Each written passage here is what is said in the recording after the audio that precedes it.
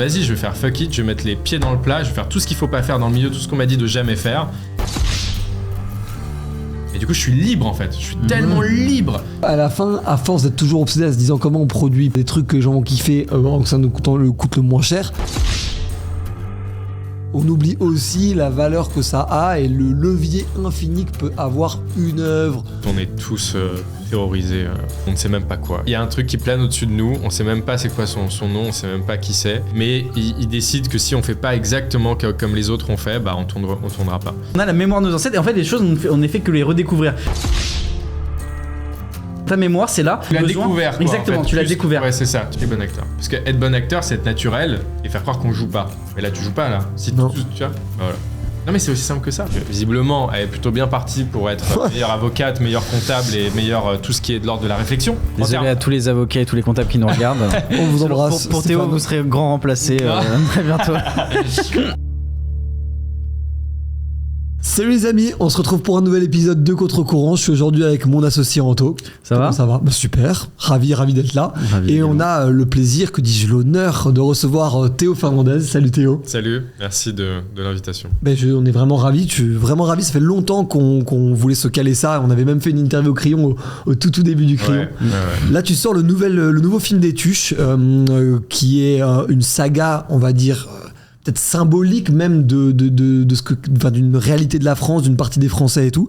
Et en même temps, à côté, t'as monté Anyone il y a un peu plus d'1 an et demi, qui est vraiment tout ce qu'il y a de plus moderne dans le business. Alors c'est dans le milieu du cinéma toujours, mais ça utilise les réseaux sociaux, on est vraiment dans un domaine des nouvelles écoles et tout.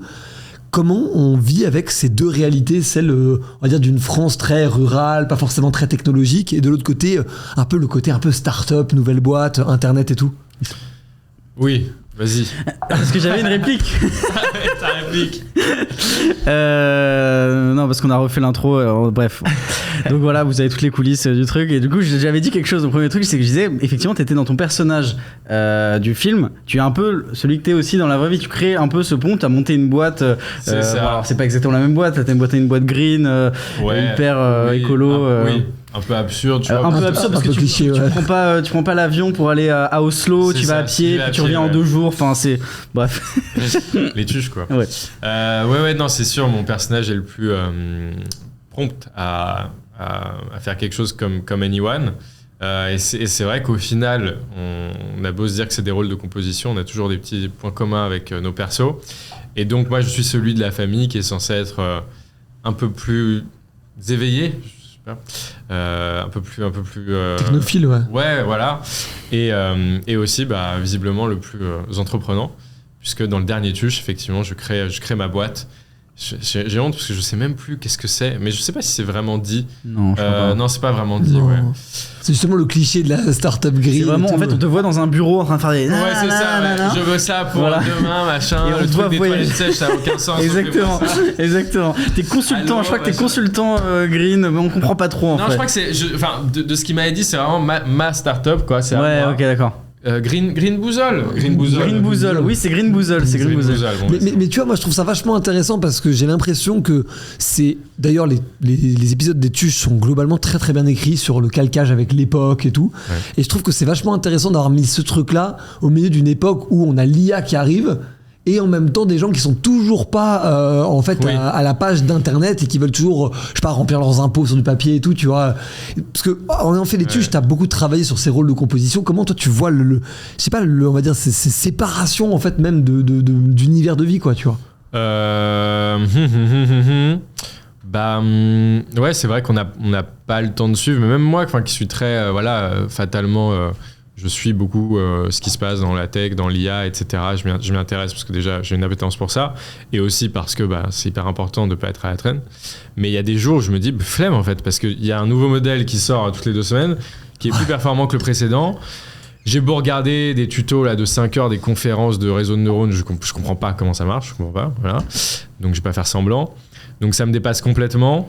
Et en fait, c'est peut-être cette espèce d'idée de je vais choper le contrôle et ce sera pas qu'un outil, ce sera au service de moi parce que je le comprends, etc. Je suis pas victime de ça, comme par exemple certains se servent de leur téléphone pour faire des appels très importants et d'autres pour scroller sur les réseaux. Mais en fait, au fond, tant que tu sais pas comment ça marche, t'exploites le minimum, quoi. C'est ça. Et tu t'en sers et t'es dépendant de qu'est-ce qui va sortir, etc.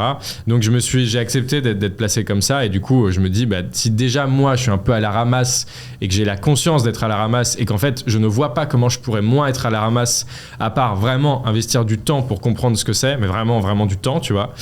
Alors les autres, les boomers notamment, c'est sûr.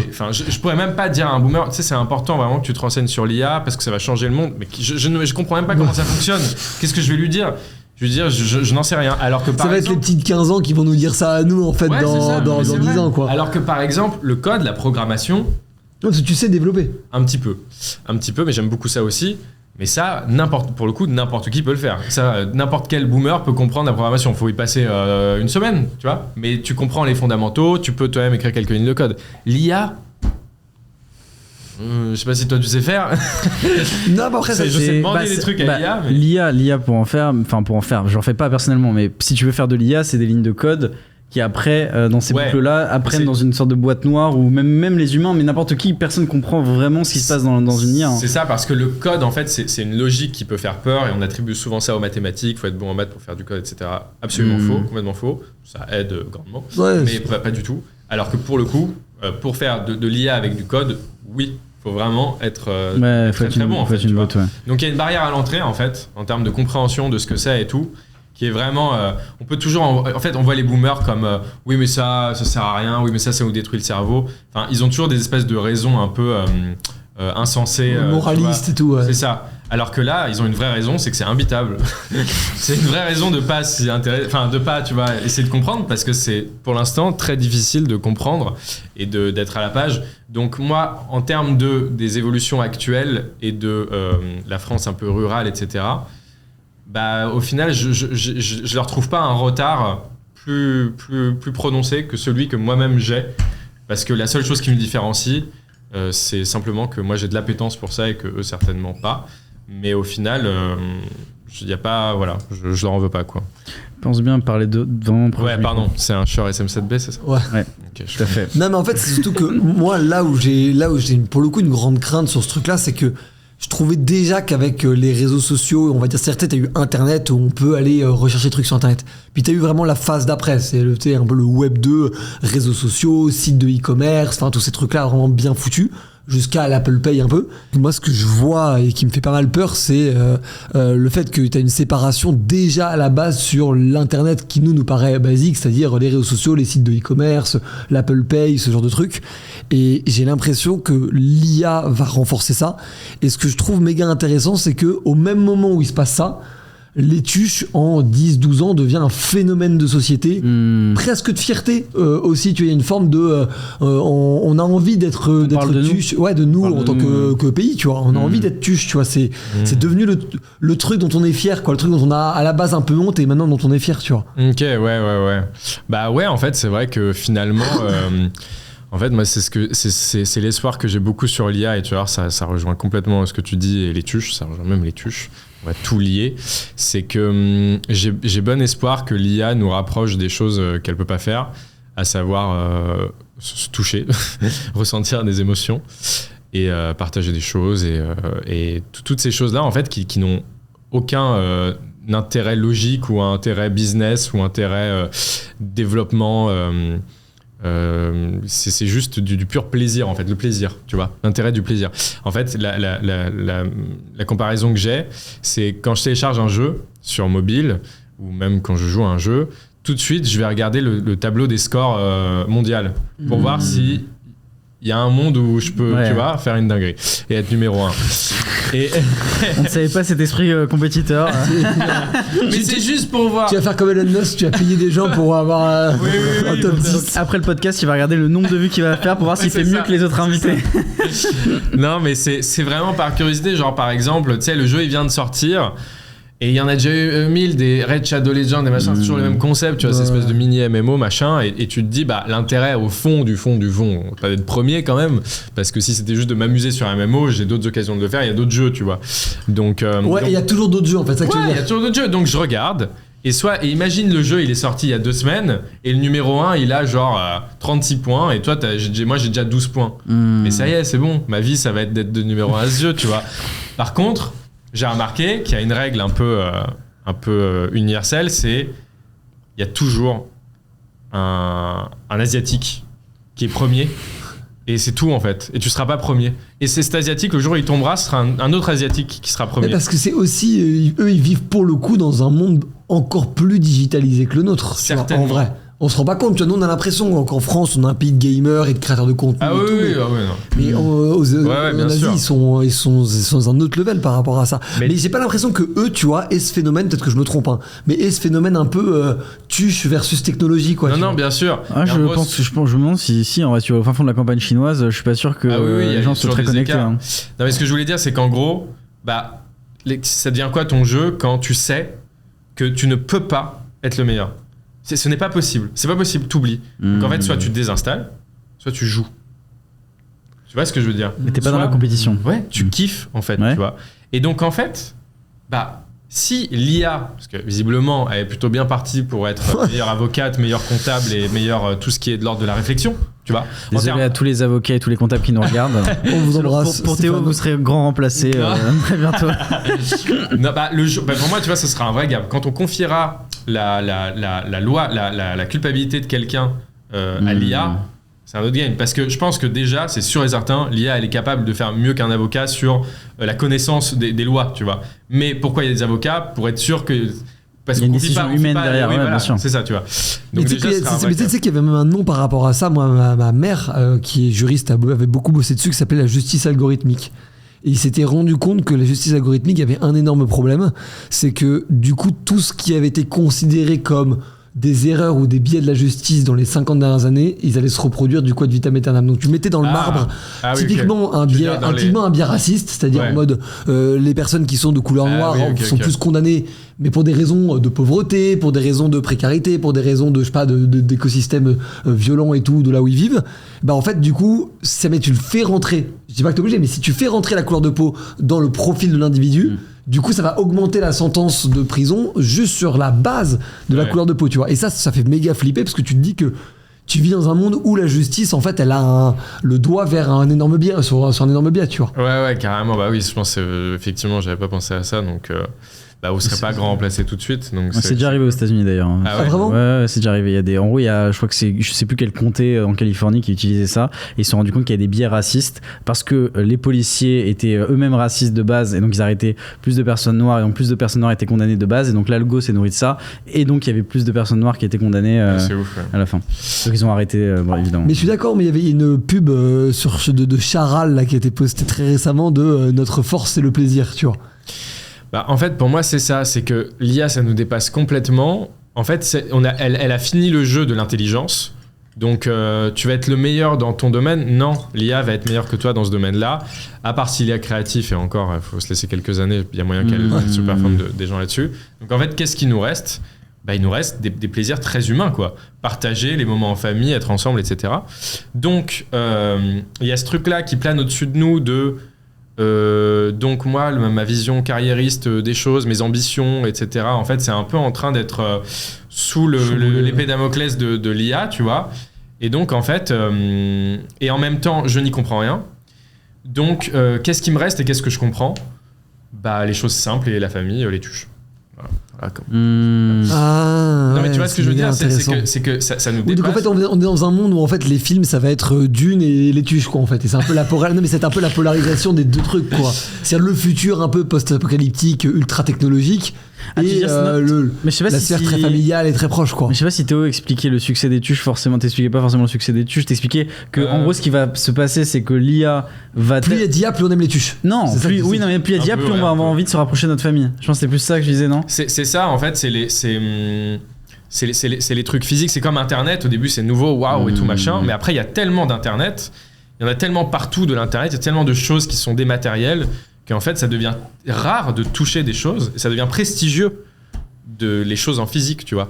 L'art, enfin je veux pas dire des trucs que je sais pas, mais j'ai l'impression que ça a pris de la valeur là, tu vois. Je veux dire, il y a des NFT, etc. Puis t'as un tableau, quoi, tu vois. Et en fait, je trouve que ça redonne de la valeur. Et en plus, tu vois, il y a de plus en plus de vidéos qui sont créées par l'IA, de chaînes qui sont complètement managées par l'IA, etc. Bah, en fait, ça noie un peu tout. Et du coup, tout ce qui reste, tout ce qui est tangible, c'est des trucs très humains, encore une fois. C'est vraiment le plaisir, les choses simples, en fait. Les choses simples, c'est des trucs, l'IA, elle pourra jamais... fondamentalement, elle ne peut pas peut simuler une émotion, etc. Mais ressentir quelque chose en termes hormonal, bah, c'est pas possible, tu vois.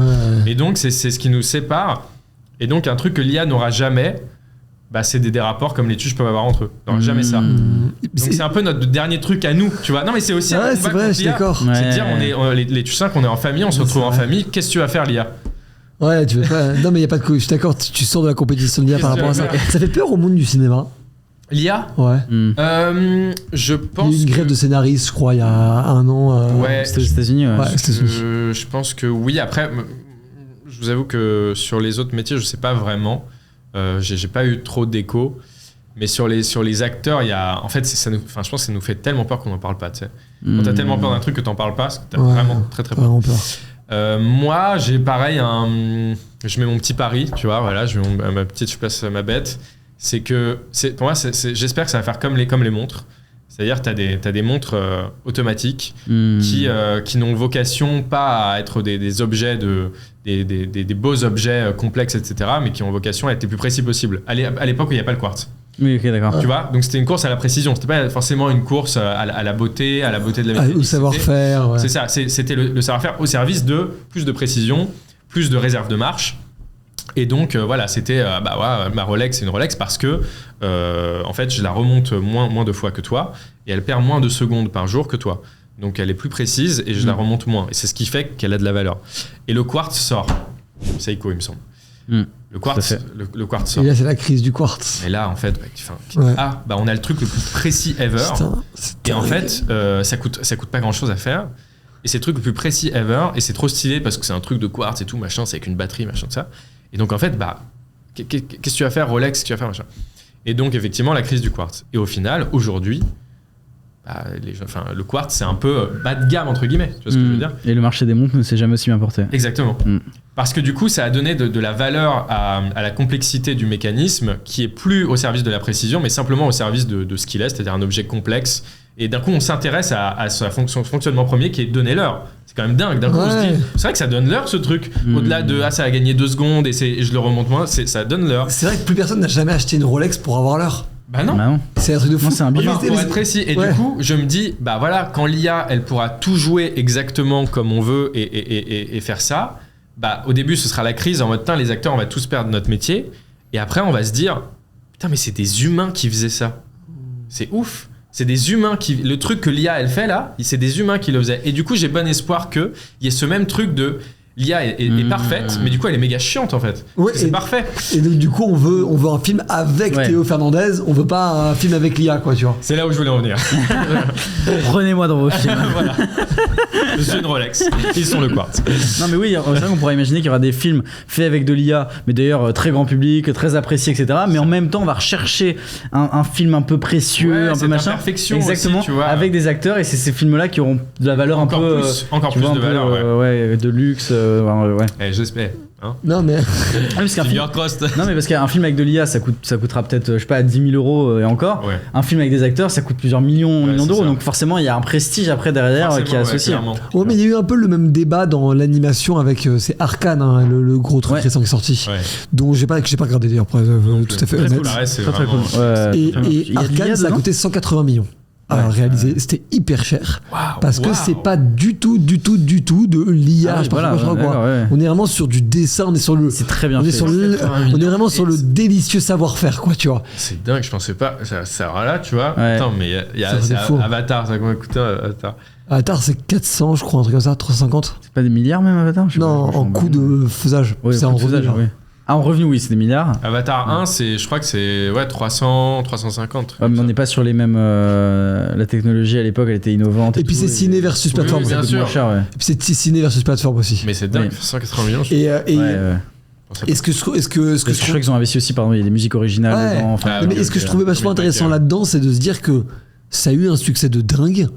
Et qu'à la fin, à force d'être toujours obsédé à se disant comment on produit pareil, enfin des trucs que les gens vont kiffer, que ça nous coûte le moins cher, on oublie aussi la valeur que ça a et le levier infini que peut avoir une œuvre, un produit, Bien sûr. truc et tout, tu vois. Et nous, on le voit bien dans le crayon et tout, tu vois. On peut produire de manière industrielle des vidéos, des formats, tout ce que tu veux. Enfin, les gens se rendent pas compte. Enfin, on a des centaines de DM par jour de gens qui veulent venir, tu vois. Mais en fait, quel est l'intérêt d'aller accumuler des vidéos qui vont faire 15-20 000 vues, qui sont intéressantes, mais un peu décevantes et tout, au lieu de se dire, on va en faire peut-être deux fois moins, mais c'est vraiment des trucs importants, quoi, tu vois. C'est ça. Bah, j'ai l'impression qu'on se dirige plus vers ça. Et même dans l'algo, enfin, tu vois, nous, du coup, c'est pareil, on essaie de produire le plus de vidéos et tout. Et en fait, pareil, on est capé à ce truc de 15-20 000 vues parce qu'on essaye trop de poster. Et justement, il y a quelques jours, je me disais, je crois qu'il faudrait plutôt concentrer nos efforts sur moins de vidéos, mais mieux penser, mieux travailler et tout. Donc ouais, on revient à un truc de... En fait, avant, c'était stylé d'être... de scale, en fait. C'était stylé tu vois, de faire des trucs... Tu vois, en faire 10 000, c'est incroyable. Tu vois, Internet, le code, machin, tout ça. Mais au final, ça dévalue le truc, quoi. Et donc, ça devient plus recherché de faire des choses où il y a eu du temps et de l'investissement derrière. C'est beau, je trouve, c'est plutôt bien. Ouais, je suis d'accord. Mais raconte-nous un peu Anyone, parce que au final, t'as entrepris en tant qu'acteur en France. C'est un truc qui arrive quasiment jamais, en vrai. Parce que t'as pas mal ça aux États-Unis, mais en France, pas, quoi. Ouais, c'est vrai qu'en France, franchement... Pourquoi d'ailleurs il y a aussi peu d'acteurs entrepreneurs? Ça paraît super logique sur le papier. Parce qu'en fait, on est tous terrorisés... on ne sait même pas quoi. Il y a un truc qui plane au-dessus de nous, on sait même pas c'est quoi son nom, on sait même pas qui c'est, mais il décide que si on fait pas exactement comme les autres ont fait, bah on tournera pas. Ah donc en fait c'est de se faire cancel en fait du coup le stress. Ouais, mais cancel, c'est plus un shadow ban qu'un cancel. Intéressant. C'est un shadow ban parce que c'est pas public, personne pourra comprendre pourquoi, même toi-même, tu ne sais pas pourquoi. Tout le monde te saluera si te croise dans un événement ou autre. Complètement. Et en te disant, ah ouais, c'est vrai qu'on t'a pas vu pour ce truc. Ah oui. Ouais, je sais pas. Bon, on n'a pas pensé à toi. Faux. Et mais parce que tu sors des sentiers battus, parce que ton image, elle s'entache d'autre chose qui est inconnue, à savoir les réseaux. En fait, t'es vraiment une toile. Quand t'es un acteur ou une actrice, ton image, c'est tout. C'est-à-dire que, tu vois, demain, je pense que Pierre Ninet, même si tu le payes 100 millions d'euros, il va pas faire de la pub pour un scam, en fait, tu vois. Tu lui dis c'est un scam, un truc à Dubaï, machin, c'est 100 millions, vas-y. Mais non, tu vois, c'est un truc qui s'écroule parce que c'est une image au-delà de l'argent, au-delà de tout ça. Et du coup, en fait, c'était une toile. Et si on te voit beaucoup à la télé, t'es une toile de télé, quoi. T'as 2 couches, pas mal de couches. Et puis si on te voit beaucoup dans les films d'auteur, t'as 5 couches, quoi. T'es une toile un peu, t'as une œuvre d'art. Genre quoi, genre un Vincent Lindon par exemple? Vincent Lindon, genre ça va être ça le... Attends, mais pas dans le... Vincent Lindon, c'est un solide 7 sur 10. Allez, on fait tous les acteurs. Théo se met dans la sauce dans le monde du cinéma, c'est parti, maintenant jingle. Non, mais quand tu dis les acteurs qui font beaucoup de films d'auteur, ça va être les films à la Vincent Lindon, quoi. Oui, c'est ça, mais en fait, il n'y a pas de secret. Du coup, je les regarde pas beaucoup, moi, les films d'auteur, pour le coup. Moi non plus, mais il n'y a pas grand monde qui les regarde. Non, c'est vrai. Les gens regardent les tuches. C'est ce qui fait leur prestige. Les gens regardent les tuches, du coup. C'est ça, mais tu vois, par exemple, t'as des très grands agents qui ont verbalisé, qui ont dit je ne prendrai jamais quelqu'un, je ne représenterai jamais quelqu'un qui a fait une comédie populaire. C'est comme ça. Mais franchement, moi j'ai même pas... Mais c'est débile. Peut-être pas. Peut-être que ça c'est les goûts et les couleurs. Moi très sincèrement j'ai vraiment solidement aucune haine. Je peux plus. Ça y est, j'ai eu toutes celles que je pouvais avoir en créant Anyone. C'était en fait, mais explique un peu ça. T'as fait un peu un David contre Goliath en fait. Complètement. En fait c'est... Qu'est-ce que fait Anyone déjà pour ceux qui connaissent pas déjà? Anyone, c'est une école d'acting en ligne. Simplement, c'est la première école d'acting en ligne par le format self-tape. Donc la self-tape, c'est ce qu'on fait pour participer à un casting. Au début, la première étape, c'est tu te filmes en train de jouer. T'as pas tellement suite là, comme ça. Mais toi, tu vas rien dire. Tu l'envoies, et si c'est bien, si ça correspond à ce qu'on t'attend, etc., et ben là, on te fait passer le casting en physique, et là, tu peux avoir le rôle. Et ben nous, c'est comme ça qu'on apprend. Les élèves apprennent en faisant des self-tapes. Donc c'est la première école d'acting en ligne, c'est certainement la moins chère puisque elle est en ligne. Elle permet d'avoir les meilleurs profs parce que du coup c'est très flexible. Les profs peuvent faire des retours, tu vois, depuis chez eux. Et tout. Ouais. Exactement. Donc c'est souvent des gens du milieu qui sont en tournage. On a des acteurs, on a des directrices de casting qui vraiment travaillent régulièrement, qui sont très souvent en tournage. C'est trop Ce qui stylé, est putain. beaucoup plus difficile à avoir quand t'es en physique, parce que du coup, tu peux avoir que des gens qui tournent pas. Un peu moins classe. Ouais, un peu moins classe. Il y Non, a mais je suis des très d'accord. bons profs qui tu vois, Mais qui même, sont mais pas des- même toi en fait, parce que du coup toi tu dois tourner les tuches pendant l'année. C'est ça. Stalk d'ailleurs, non, ça c'est l'année dernière que t'avais eu la saison 2 ou 3 de Stalk. Saison 3, ouais, c'est ça. Ben là, par exemple, en ce moment, bon, moi, ça faisait très longtemps que j'avais pas été coach, mais là, je suis coach en ce moment pour une influenceuse avec qui on fait un partenariat. Je peux rien dire. Mais je suis son prof, quoi, sur la plateforme. Donc, quand je termine de tourner, ben, je lui fais des retours sur son jeu. Donc, voilà, Anyone, c'est ça.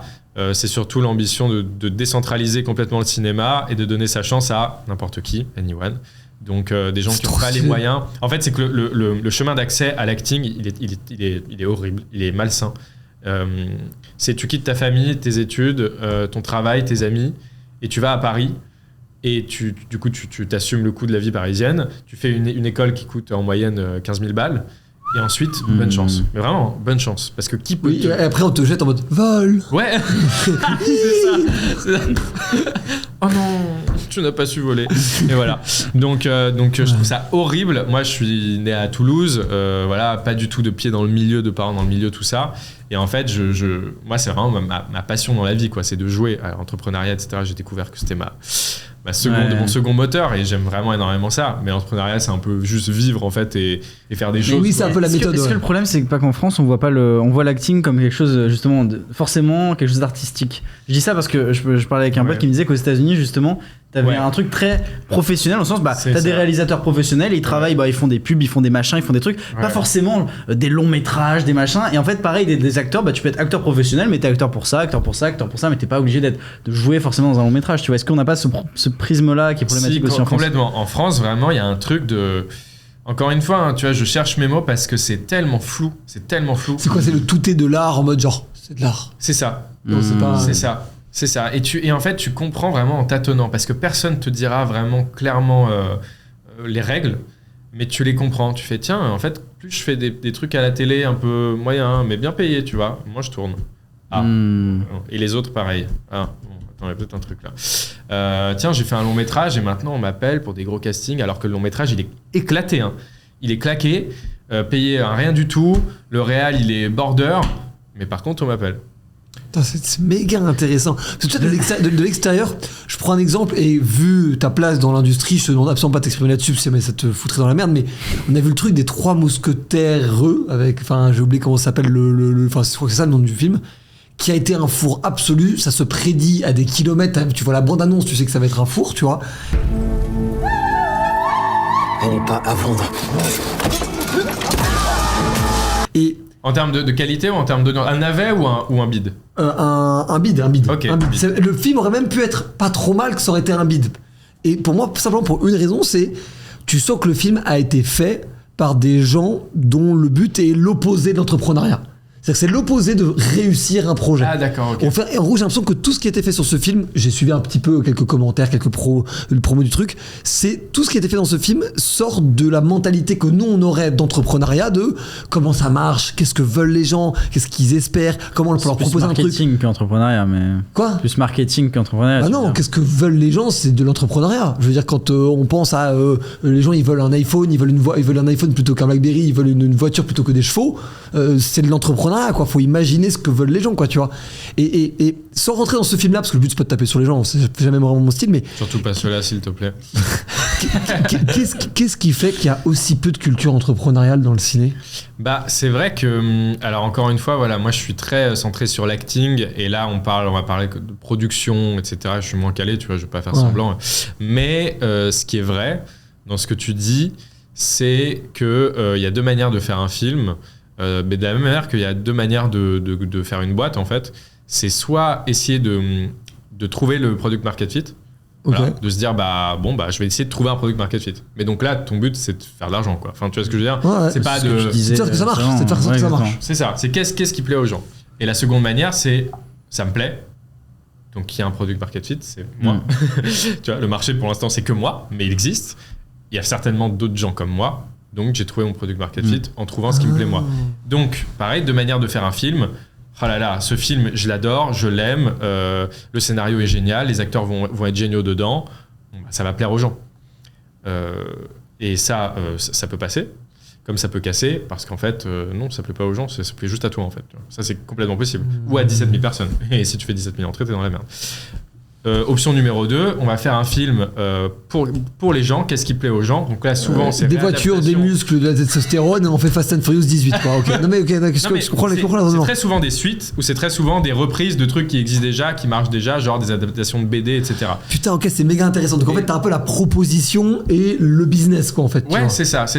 Et ça, pareil, ça peut se casser la gueule. Ça peut être très bien fait, ça peut fonctionner, ça peut se casser la gueule parce que tu vois un film qui est une commande. En fait, tu vois un film qui essaye de te plaire et qui essaie pas qui te fait pas rentrer dans son univers, mais qui dit salut, t'aimes bien ce que je fais là, tu te souviens dans cette BD t'avais adoré, donc je le refais, donc t'aimes bien normalement. Comme moi, je veux pas taper sur Star Wars, mais j'avais été voir un moment le Star Wars racheté par Disney, et c'était vraiment les mémo myrtilles de South Park. Tu te souviens, genre Yoda, tu avais aimé Yoda, regarde, maintenant il est minuscule et il est encore plus mignon. Je suis un fan absolu de Star Wars et je suis d'accord que c'est tellement d'accord. Merci de le dire. Voilà, moi j'ai pas d'avis sur Star Wars, etc. C'est vraiment juste que j'ai vu ce truc là et il est potentiellement dans le casting du prochain Star Wars, c'est ça qui est pour un Wookiee, enfin bref, on s'en parlera. Je me laisse pousser les poils dans ce moment. Non mais et j'étais en mode, j'avais vraiment la sensation qu'on me vendait. Ouais, mais limite c'était la Chine qui était en train de me vendre des trucs. Je mais c'est horrible. Et je suis sorti de la salle, mec. Vraiment, je suis sorti de la salle. Ouais, je suis sorti de la salle. Je suis en mode, non, mais là, c'est horrible, tu vois. Et donc. Mais je comprends parce qu'effectivement, moi, je suis le bon client. C'est peut-être pour ça d'ailleurs que quand je pense au film, je pense à des trucs peut-être plus faciles ou films de commande, mais je suis un bon client. C'est-à-dire que moi, tu me mets un bon univers que j'aime et une bonne histoire, je vais rentrer dedans, ça fait plaisir. Carrément. Et Star Wars 7, 8 et 9, je me suis battu pour aimer, mais c'est pas possible, quoi. Ça marche juste pas, quoi. On voit les mecs derrière. Enfin, je suis d'accord. C'est limite, il y a le technicien derrière. Il y a bien le son là, tu vois. Non, franchement, moi, je trouve que. Voilà, il y a toujours ce jeu-là qui est un peu. En fait, pour moi, là où le cinéma manque de fibre entrepreneuriale, c'est sa capacité à réduire les risques. En fait, tout ce qu'ils ont trouvé, c'est mettre des gens bankable, tu vois. Genre, ok, donc on met un gros acteur et ça a marché. C'est ça, pardon, mais les mousquetaires, c'est pas un peu ça. Enfin, tu vois, c'est bon, on n'est pas. Non, il parlait des mousquetaires, tu sais, avec les 3 femmes, il y a eu un film, je pense que t'as pas compris le film dont il parlait. Non, pas les 3 mousquetaires, les 3 mousquetaires. Ah, ok, parce que moi je me disais, mais ça a fait un bide. Non, ça n'a pas été ça un bide, ça a fait une énorme, c'est un énorme succès. Non, on parlait pas du même film. Non, Victor, tu nous mettras les comparaisons de films. Non, les 3 mousquetaires en mode au féminin. Le truc est sorti. Pas entendu parler. Non, pas. Mais tu sais que moi j'en avais pas entendu parler si tu m'en avais pas parlé, hein. Mais enfin, quand même, là, pour le coup, il y a eu des vidéos de plein de gens pour critiquer la démarche qui ont fait plus de vues que le film en lui-même. Enfin, moi non plus, j'avais pas vu, mais en gros, c'était une meuf qui a fait un film en disant les femmes aussi, elles peuvent être mousquetaires. Et t'es en mode, personne n'a dit l'inverse, quoi. Sûrement. Du coup, elle a fait son film et ça a fait 17 000 entrées. Ah oui. Oui, mais je pense que leur promo était un peu claquée au sol aussi parce que si ni Théo ni moi on avait entendu parler alors que je pourrais être la cible en mode le promo c'est vous croyez pas que les femmes elles pouvaient être mousquetaires niquer Homer en gros. Non, mais promo dans le sens c'était ça la promo. C'était ça la promo. C'était vraiment ça la promo. Ce qui est pas une bonne idée. Ce qui est pas un échec finalement parce que tu as en tout cas, et ce que je voulais dire par ça, c'était comment tu peux te tromper sur ce que veulent les gens pour faire juste les 3 mousquetaires au féminin. Traduis ce que veut dire Val. Val, il veut dire les artistes, ils sont trop dans leur monde, ils pensent pas assez au fric. Merde, vendez des films. Non, en gros, c'est qu'est-ce qu'ils foutent, quoi. Enfin, je dirais, à la fin, ça reste quand même. Le but, c'est quand même que ça plaise aux gens. Je veux dire, les plus grands films, les plus grands œuvres, les films cultes, même les films d'auteurs cultes, les Citizen Kane, ce que tu veux, c'est des grands films que les gens ont appréciés. Moi, je suis d'accord. Je pense que c'est un parti pris et il faudrait quand même creuser la question, mais j'avoue que moi, pour le coup, je suis quand même d'avis de. Il y a tellement de gens qui rêvent de faire leur film, il y a tellement de subventions à donner. Qu'est-ce qu'on va les donner à des mecs qui veulent raconter un truc juste pour eux, quoi. Enfin, que eux seuls vont comprendre. Moi, je trouve ça mais c'est là où on en revient. J'aime beaucoup ta distinction de ça me plaît à moi, donc ça pourra peut-être plaire à d'autres, ou qu'est-ce que veulent les gens et comment je peux leur proposer. Mais il faut vérifier. Et c'est là où, pour moi, où ça manque de fibre entrepreneuriale, c'est tellement un all-in, quoi. Et leur seule manière de réduire le all-in, c'est de mettre des gens bankable où tu te dis, ils ont une petite fanbase, il y a des gens qui vont venir, au moins on s'assure de ça. Ouais, mais est-ce que tu nuis pas au côté artistique, justement, en faisant ça en se disant, tu vas tester, tu vas voir le truc. Attends, mais du coup, tu nuis à ma création, en fait. Ouais, je suis très d'accord. Parce que du coup, tu mets des stars bankable. Parce que quand tu regardes Anatomie d'une chute, Titan ou Grave, et ce que tu veux, il n'y a pas beaucoup d'acteurs connus. Et tu vois, Anyone, c'est aussi ça. C'est se dire, en fait, fuck prendre des acteurs bankable, tu vois. Après, s'ils sont très bien dans le rôle, tout va bien, mais changer de méta et prendre la personne en France qui est faite pour ce rôle. Et avec l'algo, j'aime et bien avec l'idée. le fait qu'on enregistre toutes les tapes, et avec le fait que les profs donnent des tags aux élèves à chaque fois qu'ils font un exercice, on a une recherche aujourd'hui où tu tapes voilà, des critères même de personnalité, C'est trop d'acteurs smart. à qui ça te fait T'as penser. une IA qui est là-dessus ou pas encore? C'est Algolia, donc c'est une IA assez connue, tu vois, qui Ok, je connais pas. est pas une Boîte de IA. famille. Ok. Enfin bref. Donc, mais enfin, tu vois, voilà, Ah ouais, ça ça, marche c'est plutôt dinguerie, ça. bien. Et en fait, genre. Tu as créé la plus grosse base de données en Tu fait. peux de trouver. France, quoi. Je pense, ouais. Oui, au lieu de dire j'appelle tel agent qui connaît bien des acteurs, qui va me Directeur trouver de casting, Et quelqu'un. après, Directeur de mais casting. ça tue pas du tout les agents, parce que les agents, il y a toujours ce truc de négocier et tout machin. Ouais, ok. Mais c'est moins dans ce truc-là de. En fait, moi, par exemple, j'aimerais bien avoir plusieurs agents. Je comprends pas pourquoi. En fait, tu sais, t'as des agents qui ont beaucoup de connexions avec des direcasts qui vont te proposer, par exemple, des directeurs de casting qui vont te proposer plutôt des trucs à la télé. Et t'as des agents qui vont plus te proposer des trucs au cinéma parce qu'ils ont des connexions avec des directrices de casting qui ont des projets cinéma. Tu te dis, tu vois, ça c'est un truc d'entrepreneur de te dire, bah j'ai les deux. Et puis toi, je te donne 10% sur les trucs sur lesquels tu me mets, et toi, je te donne 10% sur les trucs sur lesquels tu me mets. Ouais. Alors attention, pas la science infuse, je me protège. Ça se trouve, il y a des données que j'ai pas dans le métier d'agent et je veux pas faire genre que, pourquoi vous faites pas ça, les gars, c'est stupide. Mais sur le papier, Ouais, pourquoi je pourrais pas avoir juste deux agents mais ça pour moi, Parce il y que a ça ne fonctionne pas comme ça, c'est comme ça. Tu mais vois. ça, nous on le voit Ça, bien. c'est dommage. Nous on le voit bien au Crayon. Nous on a une agence d'influence. Alors nous on représente pas de talent pour l'instant, si ce n'est nous quatre, Sixtine, Jules, Antonin et moi. Et on voit bien que nous on a quand même des spécificités de secteur, qui est qu'on bosse plutôt avec des boîtes qui sont des boîtes plutôt institutionnelles ou très installées, des boîtes qui sont plutôt sur des messages de corporate, donc des messages un peu de toute la boîte dans son ensemble et pas des ventes de produits, Ouais. et plutôt des domaines un peu sociétaux où en mode on peut y calquer une vision de la société, tu vois. Il y a des gens, si tu prends, ça c'est le pinceau, l'agence d'influence du Crayon, tu prends une autre agence d'influence, tu vas avoir des choses radicalement différentes.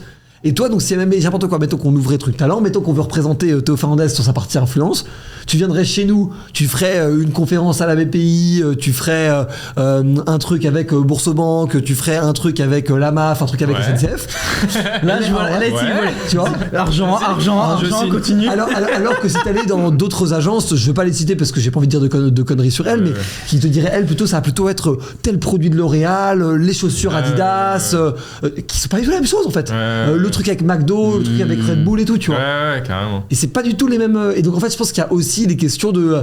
Même si on veut, avec la technologie, harmoniser les marchés, les propositions, tout ce que tu veux, il y a toujours une sérendipité humaine, un réseau d'une personne, l'opportunité à un moment, le fait que là, nous, on en discute et tu me dis, ah tiens, Anto, peut-être que tu pourrais faire ça, et du coup, Anto le fait vraiment, et c'est Et bah, tu Anto sais qui le quoi, fait t'as quelqu'un raison. d'autre, En tu fait, c'est ça. Tu vois, je disais, j'ai peut-être une donnée que j'ai pas, mais en fait, c'est ça. C'est le serrage de le pince. fait que. Le- mais c'est aussi le fait qu'en fait, un acteur, il a envie de manager la carrière de son artiste. Et du coup, de se dire, ah bah, je vais devoir me mettre avec un autre agent qui aura une autre vision de la carrière que doit avoir mon artiste, galère en fait. Ouais. Galère, tu vois. Donc, ok, fair enough, je comprends pourquoi on Non, a mais pas je plusieurs agents. réfléchis à Mais l'autre, c'est hein. trop relou. C'est Ouais. trop relou parce qu'en fait, t'es là, t'as un agent qui a littéralement un réseau, tu vois, de Dearcast. Et puis t'as un autre agent, il en a un autre. Mais- Et donc tu pourras jamais avoir les deux. En gros, c'est trop aujourd'hui, bizarre, c'est ça, trop quand même. bizarre. Aujourd'hui, pour comprendre, c'est je fais un film, j'ai un directeur de casting, le directeur de casting, il appelle les agents qu'il connaît, Ouais. et les agents qu'il connaît lui proposent des profils. C'est comme ça que ça se passe aujourd'hui. Exactement. Et bah Toi, pourquoi tu voulais que le directeur de casting, il aille sur Internet, Exactement. et c'est fini. Exactement. C'est Pourquoi le directeur casting aujourd'hui il va pas sur ta plateforme et il tape je veux un mec qui ressemble à Timothée Chalamet et qui me fait des répliques comme ça et hop ça te sort Exactement. un profil. Exactement. Bah, c'est vraiment ce qu'on Ok. voulait mettre en avant. C'est vrai que ça paraît évident ton Ouais, truc. ouais. Je comprends pas pourquoi ça n'existe pas. Ben, Avant toi. mais tu vois, en fait, le problème c'est que ça existe, mais il faut que les gens l'utilisent. Hmm. Et mec, ça. Et c'est là qu'on a pivoté, tu vois, si tu veux un peu l'histoire d'Anyone, c'est que de base, c'était centraliser les castings. C'est arrêter d'aller Ah, chercher c'était des pas un gens. cours d'acting au début. Putain, C'était pas une école d'acting au début. Au début, mec, c'était l'application. Je me souviens, j'ai même appris à coder pour faire la maquette de l'appli pour Si, je me moi. rappelle de ça, ouais. Maquette horrible et tout, mais j'ai codé, j'étais en mode, j'étais omnubilé par mon truc, j'étais en mode, mais pourquoi ça n'existe pas? Ça changerait littéralement le cinéma en France, ouais. vraiment. Et donc, ok, je le fais et tout.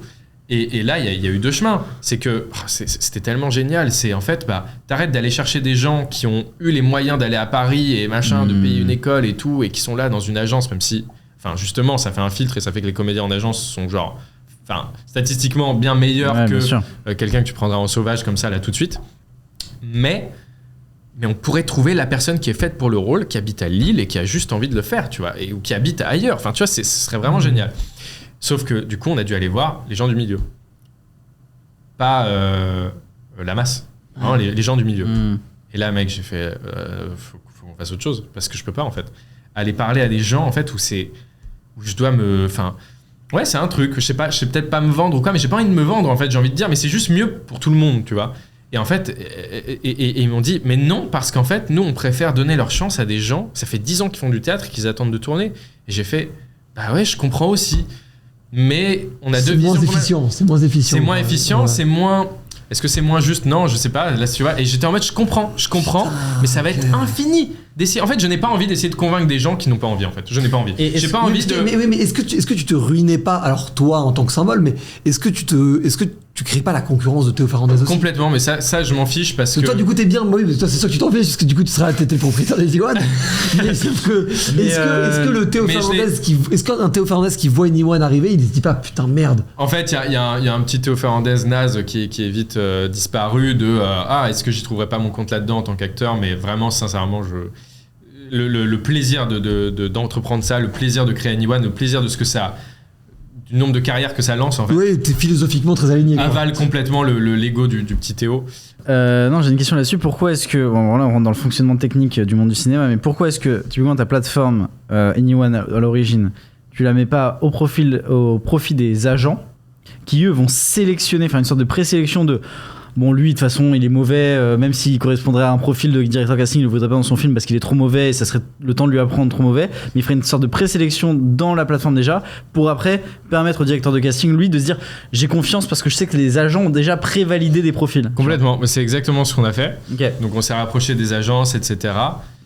Et en fait, c'est là aussi que tu te rends compte que c'est un autre game, c'est que tu te dis par exemple, je suis une directrice de casting, mon kiff dans la vie, c'est de rencontrer des nouvelles personnes, trouver la nouvelle pépite. Et exactement la même chose en tant qu'agent. Ouais, bien sûr. Bah non, en fait, pas tout le monde. Il y a des agents, ils sont en mode... Moi, je leur dis, j'ai des pépites, mais des vraies pépites. Genre des gens, c'est-à-dire que si c'est pas des stars dans 5 ans, j'explose, quoi, tu vois. Et donc, je leur dis ça, je vous les présente gratuitement. Mais vous avez même pas besoin de bouger, je vous envoie leur tape, quoi. Je leur envoie leur bande démo. Je leur fais des bandes démo, machin, tout ça. Désolé, on est complet, ça nous intéresse pas. Parce que c'est comme ça. J'ai même pas de jugement là-dessus. C'est juste, non, on doit manager nos comédiens qui sont là, tu vois. Ouais, tu vois, on est plein. Ou alors, pas forcément envie. Et donc, en fait, c'est un autre game. On se dit, ah oui, mais ils vont forcément. Et en fait, non. Et c'est là que j'ai fait, ah ouais, donc là, je vais devoir me battre pour rentrer à la soirée alors qu'on m'a pas invité à la soirée. Et je déteste ça. Est-ce que c'est un truc d'ego ou un truc de. Je sais pas. Non, mais d'autant plus que les gens ne se rendent pas forcément compte tous, mais. C'est pas en plus le petit gars qui débarque avec son truc. C'est-à-dire au moment où tu ponds Anyone, tu sors de 4 succès avec Les Tuches, 2 succès avec Gaston Lagaffe, Stalk. Enfin, tu vois, pour ton âge, t'es probablement un des mecs qui a le plus tourné dans les très grosses prods et tout. Tu vois, donc tu débarques pas en mode le petit gars qui a son idée, quoi. Tu débarques en mode j'ai vraiment poncé le système du ciné depuis que t'as 12 ans. Mais ça, tu vois, toi, tu le vois comme ça, mais eux, ils le voient vraiment comme. Ouais, le mec qui veut soit qui veut le beurre et l'argent du beurre, soit qui tente son petit truc, genre il a une idée, il croit que c'est révolutionnaire alors que voilà. Mais retourne faire ce que tu sais faire et c'est ça. Et en fait voilà, je me suis dit qu'est-ce que je veux? Moi je veux que les gens ils tournent et je veux qu'ils comme moi ils puissent accéder à leur passion. Et en fait, j'étais en train de me concentrer sur je vais faire une métaphore encore mais à construire une ruche qui soit la plus praticable pour les ours. Les ours étant les recruteurs, les agents, les directeurs de casting. Genre, je suis là, ok, ma ruche, je vais mettre un petit trou là pour qu'ils puissent mettre leurs pattes, que ce soit facile de récupérer le miel et tout machin. Mais en fait, un jour, je me suis dit, si je fais le meilleur miel du monde, même si la ruche, elle est en béton, ils vont se casser les dents dessus, tu vois. Et ils vont se démerder pour l'ouvrir. Ouais. Et donc, je me suis dit, ok, en fait, je vais m'adresser aux gens à qui je sais parler, que j'aime et à qui j'ai envie vraiment de rendre service, les pépites, les gens. C'est ouf. Mais tu vois, typiquement... Et là, maintenant, du coup, il y a des appareils de te couper, mais il y a des agences qui m'envoient des DM en mode... en fait, c'est simple. Ah oui, c'est l'éditeur de la start-up. Je fais une meilleure pub que les agences pour les Dearcast de comédiens. C'est-à-dire que je mets parfois mieux les comédiens en avant que les Dearcast parce qu'on fait des vidéos sur Insta sur des comédiens, des acteurs qui tournent. Parce que c'est fait par quelqu'un qui... Et parfois ça fait 500 000 vues. En fait, il y a des réals qui contactent le truc, tu vois. Aujourd'hui, t'es une agence en fait. On appelle ça une méta-agence. Mais gratuite. Complètement gratuite. Ça pourrait être le business model futur d'Anyone. Ouais, mais en vrai, je veux pas. Non, tu casserais le côté Anyone, justement, je trouve.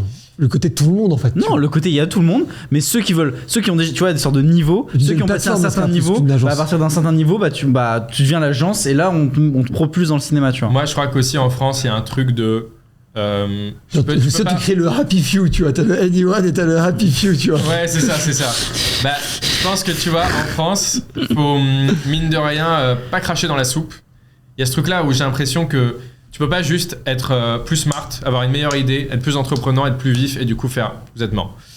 En vrai, peut-être. Même si c'est incroyablement excitant comme vraiment. projet. C'est très excitant. Nous, on a eu cette même réalisation que tu peux pas en fait envoyer des fuck à tout le monde en disant je suis plus fort. C'est très excitant. Vraiment, parfois t'as très envie, mais tu peux pas. Et du coup, il y a toujours eu ce truc-là aussi où j'ai toujours dit je vais pas remplacer les agences parce qu'au début on m'a beaucoup dit mais qu'est-ce que tu fais ? Même mon agent m'a appelé en mode mais qu'est-ce que tu fais mec ? Je reçois des appels dans tous les sens il y a Théo qui veut remplacer les Dirkas, il y a Théo qui veut remplacer les agences, tu vois. J'étais en mode je vous fais aussi peur que ça, waouh.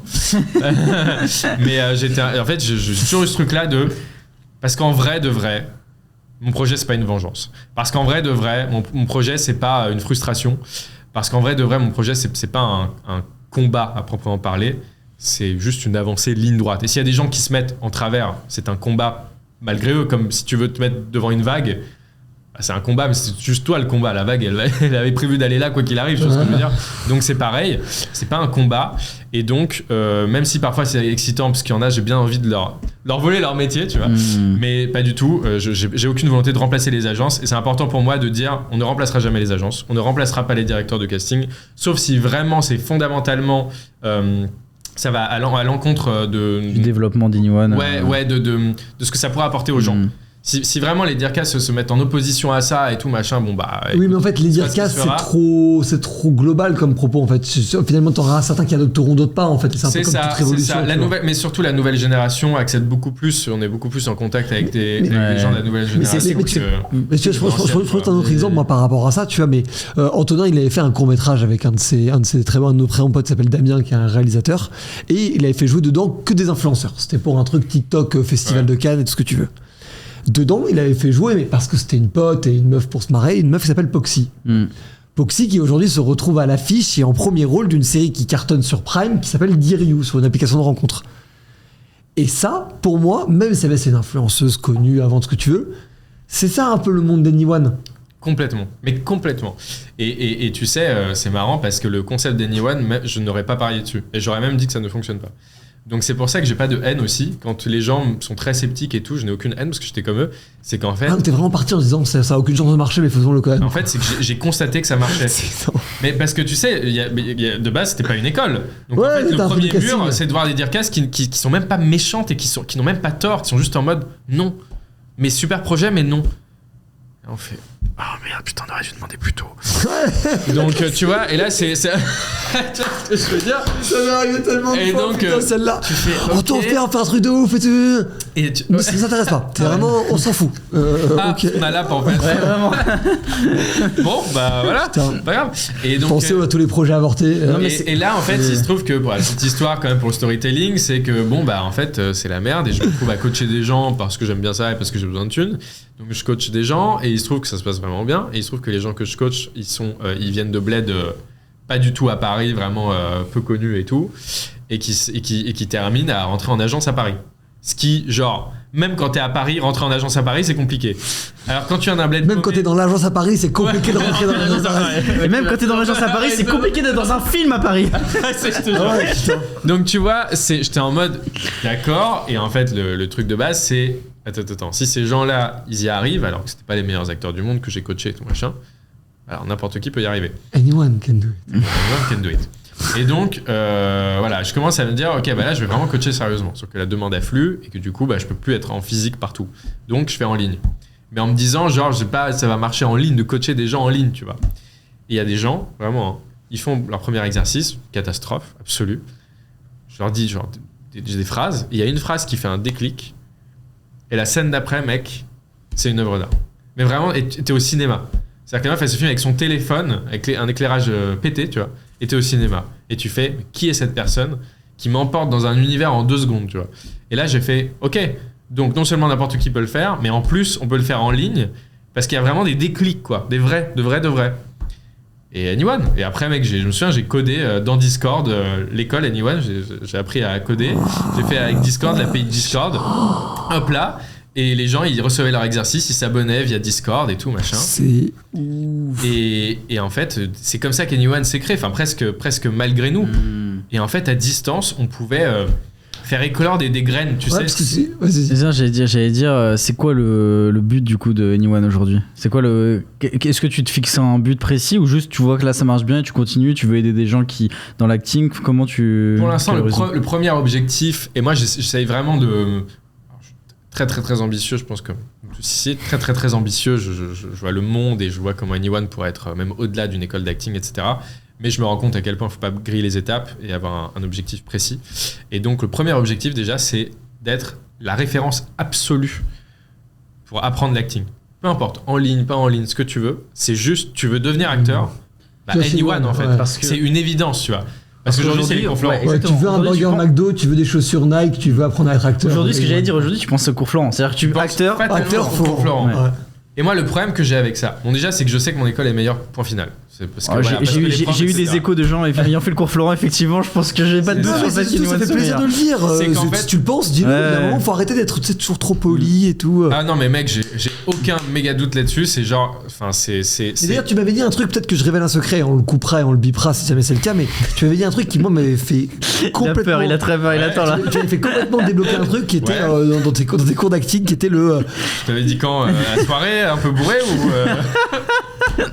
Parce que ça, il n'y a pas besoin de le dire. Qui était devient en fait le rôle que tu dois jouer, cherche pas à jouer le rôle.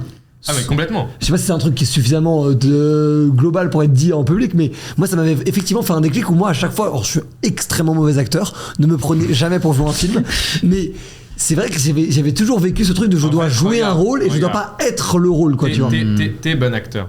T'es bon acteur. Parce que être bon acteur, c'est être naturel et faire croire qu'on joue pas. Mais là, tu joues pas, là. Si non. Tu vois, bah voilà.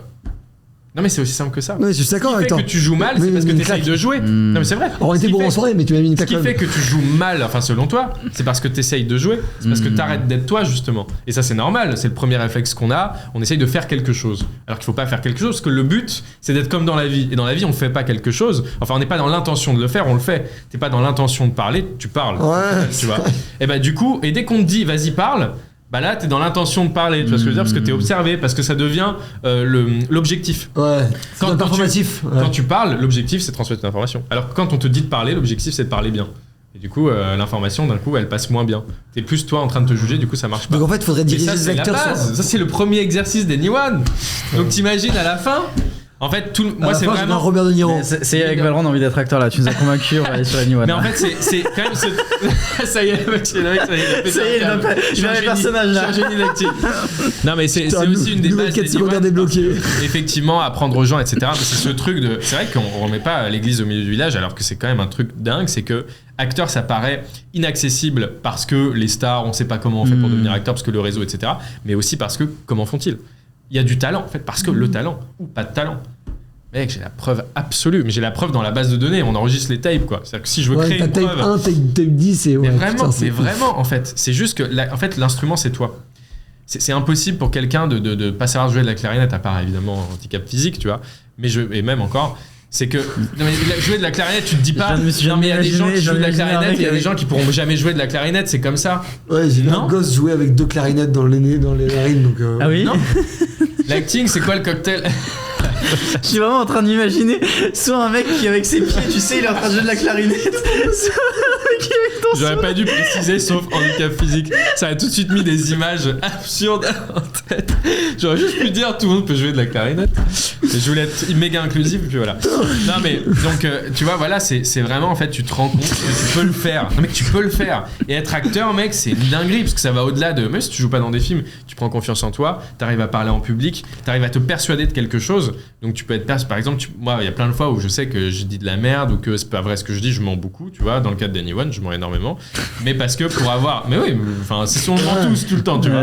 Pour avoir des trucs qui vont être faits, mais on dit qu'ils sont déjà faits, tu vois. Oui, ou même quand tu coaches, tu vas dire un truc qui est pas très vrai à quelqu'un pour appuyer sur le bon bouton. Exactement. Donc tu vois, et ça, mec, c'est être acteur, ça va au-delà d'être bon dans un film ou quoi. C'est vraiment c'est savoir qui tu es, savoir le contrôler.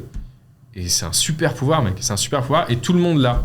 Genre, moi, j'avais lu un truc un jour, ça m'est jamais sorti de la tête. Et c'est peut-être vrai, c'est peut-être faux. Mais si c'est vrai, c'est très grave. Un truc comme ça, si c'est vrai, c'est très grave. Si c'est vrai, c'est très grave. C'est en gros que, genre, notre évolution, elle est déjà codée. Genre, tu sais, on passe 10 000 ans dans l'eau, bah, on va finir par avoir des branchies. En gros, les branchies, on les a déjà. Oui. Et le fait de passer 10 000 ans dans l'eau, ça pète la boucle d'ADN. En gros, tu sais, t'as l'ADN, tu vois, qui est lu. Et t'as des boucles d'ADN qui sont pas lues. Peut-être je dis vraiment de la merde. Non, mais... admettons, on va dire c'est pour la métaphore. T'as des boucles d'ADN qui sont pas lues. Et du coup, bah, les branchies, ils sont là, tu vois. Et plein de trucs, ils sont là, mais c'est pas lu. Et à un moment, ça se détache. Et là, c'est lu. Et donc, on pourrait se dire que c'est parce que tu passes beaucoup de temps dans l'eau que tu développes des branchies. En fait, les branchies sont déjà là.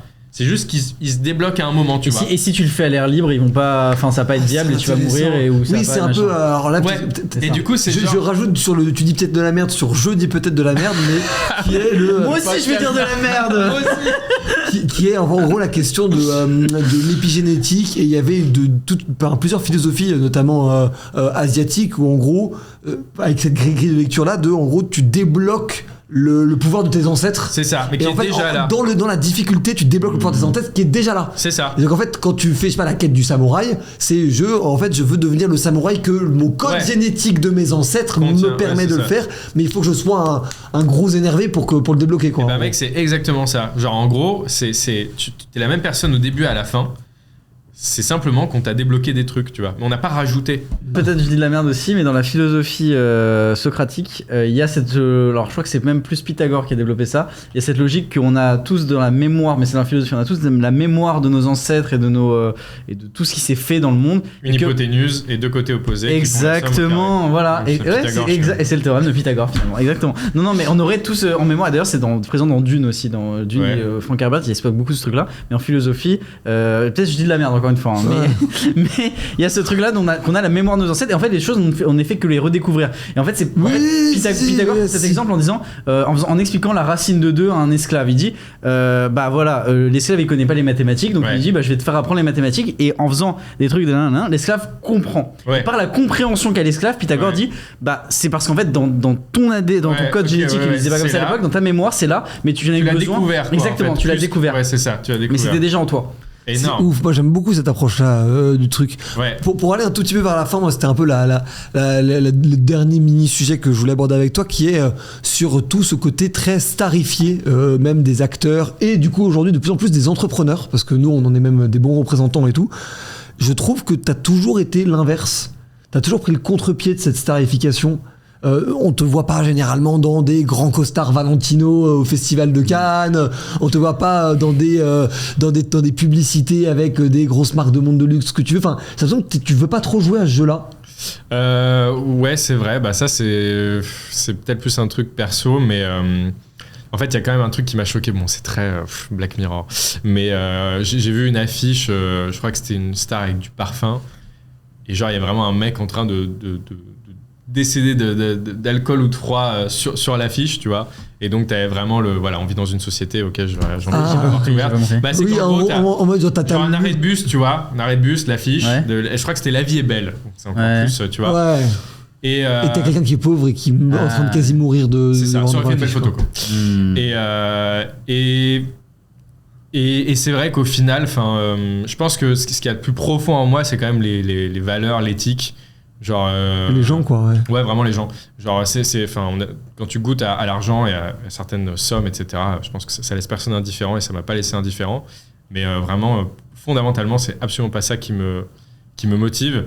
Et depuis tout petit, je pense que j'ai été très bien éduqué, ou en tout cas éduqué avec vraiment le cœur, tu vois.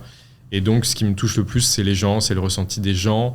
Et j'ai pas du tout en fait envie de servir un truc un peu malsain, ou de passer ma vie à être un tout petit peu dans le déni, en me disant oui je fais ça, mais bon c'est leur problème si les gens ils s'identifient, c'est leur problème si les gens c'est facile de faire ça, tu vois, de vendre un peu du rêve en se disant que c'est les gens qui se le vendent eux-mêmes, parce que toi t'as rien vendu, t'as juste montré du rêve, et eux ils complètent.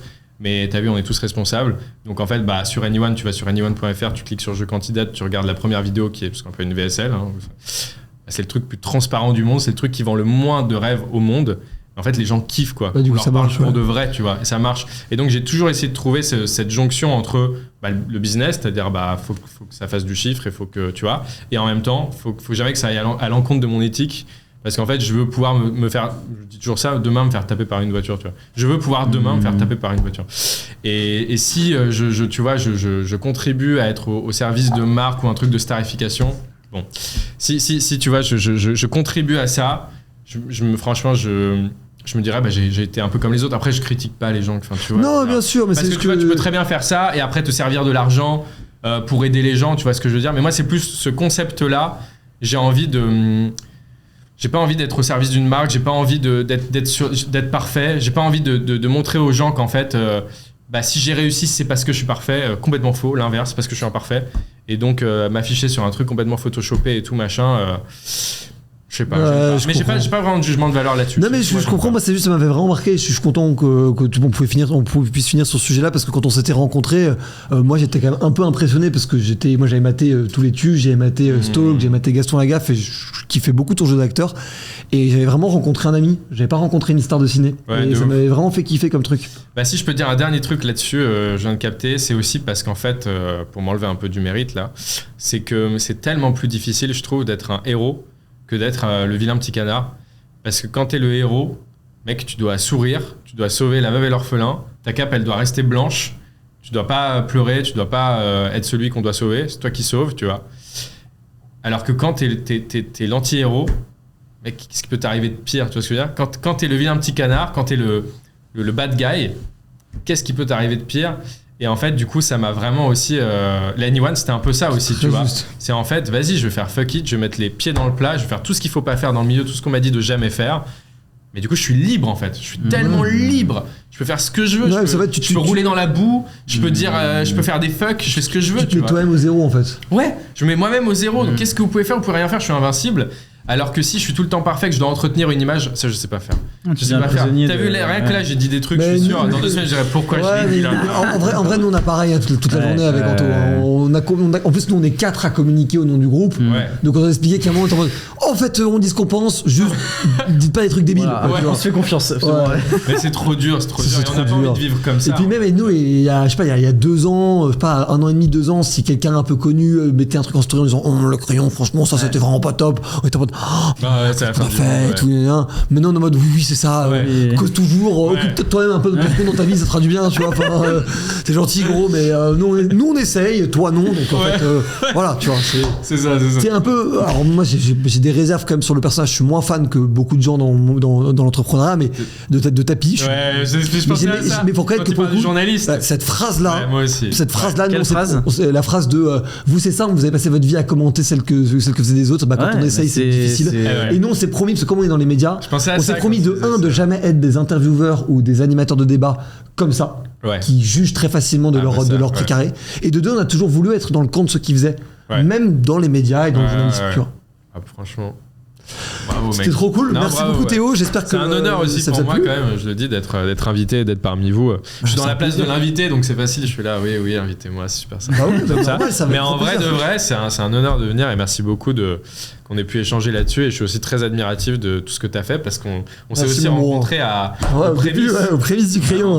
Donc mec, pour ceux que ça intéresse, je crois que l'émission est encore en ligne, si je dis pas de bêtises. Les gens, effectivement, on mettra un lien improbable pour cette émission improbable.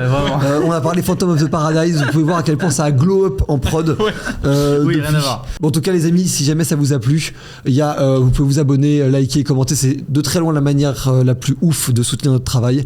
Vous pouvez retrouver évidemment les Tuches 5 hein, je dis pas de bêtises, au cinéma, et Anyone sur les réseaux sociaux de Théo, on vous mettra tous les liens en description. Ciao. Merci beaucoup.